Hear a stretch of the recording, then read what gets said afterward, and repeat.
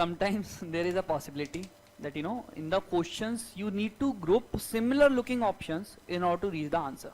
ठीक है, आपको नहीं पता, you don't know the facts, you don't know anything, but whenever you will see the options, your mind should run कि यार which options can I club together, I can club them together in order to reach the answer. ठीक है, if I have clubbed the options, if that is the what I can say the A, B, or C or D, that may be my answer, probability बढ़ जाती है, हाँ या ना. ठीक है, so in this what I will do, मान लो अगर 5 है, 4 है, 3 है, I will try to club the similar looking options. So that is the tool or the aptitude tool. ठीक है, for example, read this question. How many of the above does UNOPS Sustainable Investment in Infrastructure and Innovation Initiative focus for its investment? ये आपको लगता है तब के बच्चों ने बहुत अच्छे से पढ़ा होगा, इनिशिएटिव पढ़ लिया होगा, बॉडी पढ़ ली होगी, बट क्या क्या उसके अंडर फॉल कर रहा है जनरली भी इग्नोर. कितना सारी चीजें हैं.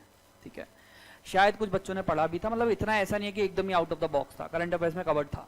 ठीक है, but let's try to solve this.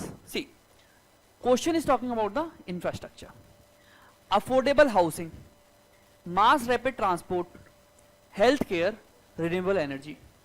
If I see all these categories of infrastructure, beta, affordable housing is physical infrastructure, mass rapid transport is physical infrastructure, renewable energy is physical infrastructure. What about the healthcare? It is social infrastructure, healthcare, education. मैंने अब पढ़ा हुआ आपको. ठीक है, now that means if I can club these three, I may reach to answer. Is there an option? Okay, I will go with only 3 in this category. ठीक है, only 1 could be the answer, but only 3 पे जाते हैं, ज्यादा probability है. ठीक है, clubbing the similar looking option. इससे क्लियर नहीं हो तो इसे देखो. Rakhmabai case of 1884. किसी ने नहीं सुना होगा, यूपीएससी डजंट वांट टू शर्त लगा लो, लेट यू नो दिस. शर्त लगा लो.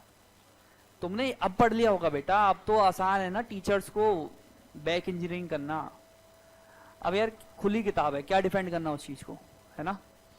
तब नहीं कोई पढ़ता बेटा, कहीं किसी बुक में आपने नहीं पढ़ा होगा ये. नहीं, generally we will go to the case. कितने सारे केसेस होंगे, उसमें भी रखमाबाई केस, वो भी 1884 का.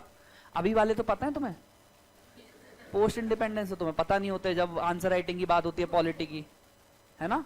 तो ये तो 1884 की बात कर रहे हैं, वो भी एक छोटा सा केस है कोई.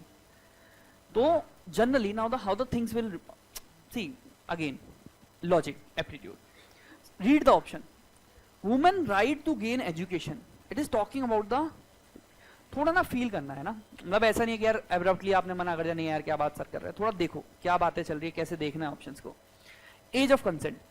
As of consent is generally related to some marriage and all those things, right. Second is restitution of conjugal rights. If you know the meaning of conjugal, it is also related to marriage. So if I can club these 2 options, 2 and 3, I can reach the answer.